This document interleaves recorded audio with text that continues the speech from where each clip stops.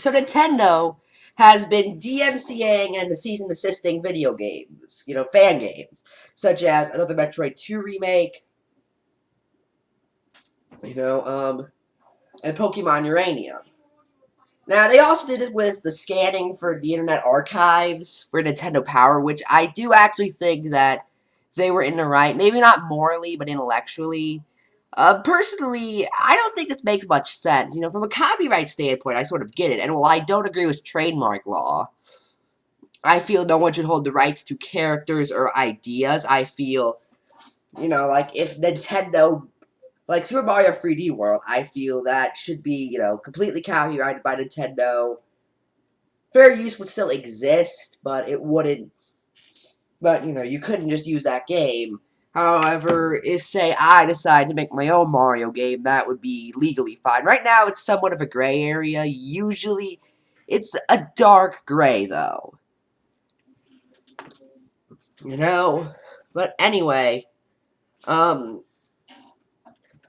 like, the thing that confuses me is that this doesn't make much sense from a logical or business standpoint.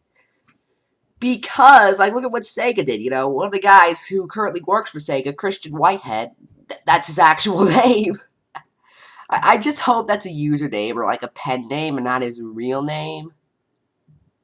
I swear because if that's his real name, I feel really, really bad for the guy. But anyway, he has a job over there because he made some really good Sonic fan games.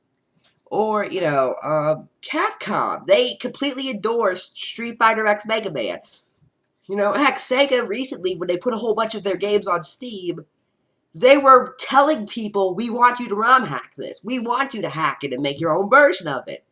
And, Nintendo's been somewhat doing this with Super Mario Maker.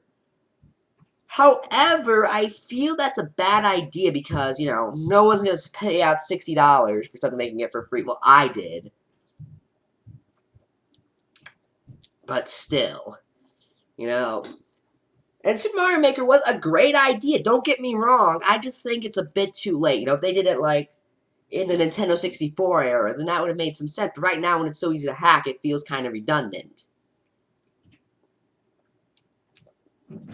But anyway, like, what I would do if I was in Nintendo's place is exactly that. I'd be like, oh, this guy, he made a really good fan game of, Mario. He made, like, Archie 2K World, or, not Mario game, Mario Lost Adventures. Those are really good.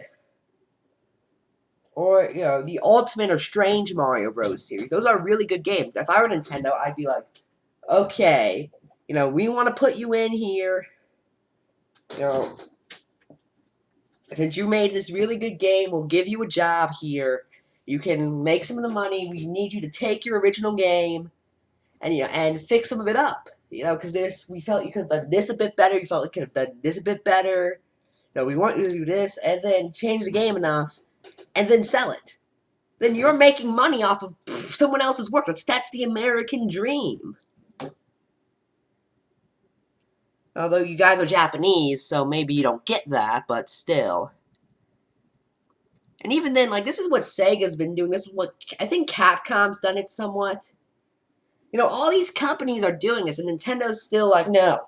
They're just kicking and they're just putting their heels to the ground, like, no. And